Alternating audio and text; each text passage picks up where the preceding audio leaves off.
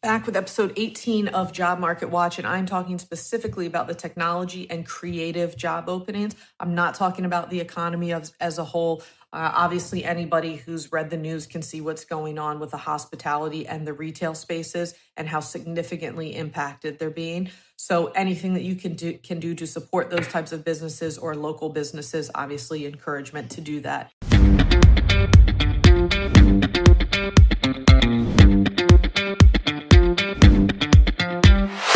But I want to stay really narrowly focused on the areas that I know. That's not the economy as a whole. It's the technology and the creative job market. So speaking to those specifically, what we've seen is over the past week and a half, we've seen two key things. We've seen a pumping of the brakes on the positions that were maybe not necessarily key projects. And we've also seen a delay in interviews moving forward because companies and managers were focused on mobilizing their workforce to be an efficient remote workforce. So it's not native to all companies to have either infrastructure or a corporate culture that are set up to support remote workers. So over the past week and a half, companies have been focused on laying that foundation to make sure that they can get an effective remote working team. Now that a lot of that heavy lifting has been done and the brakes have been pumped on maybe not key projects, we're starting to see companies continue hiring and continue to move forward with bringing on new personnel for projects that they deem are key to their businesses to keep driving things forward.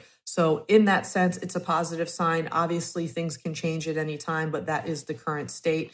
Another change that we're seeing is virtual interviews. So needless to say, after a phone interview, moving to an in-person interview virtually. And an interesting thing is that not everybody is used to doing virtual interviews. So I'm going to give you a couple of quick tips as a reminder when you're doing these interviews. The first one is practice in advance. If you're using your phone or your computer, whatever it is, get it set up in advance and practice eye contact and where you're going to be looking during the interview. Your pace is also really important. There can sometimes be a delay in virtual interviews in the microphones and in the speakers. So after you ask a question, give it a second or two to just let the other person fully hear and respond so that you're not accidentally talking over each other.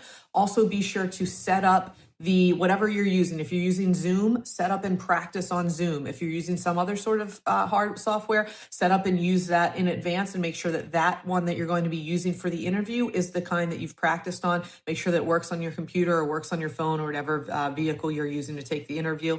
The next thing is, of course, just like you would for a regular in-person interview, make sure you have a notepad, make sure you have questions, be prepared to say why you think you're a fit for the position.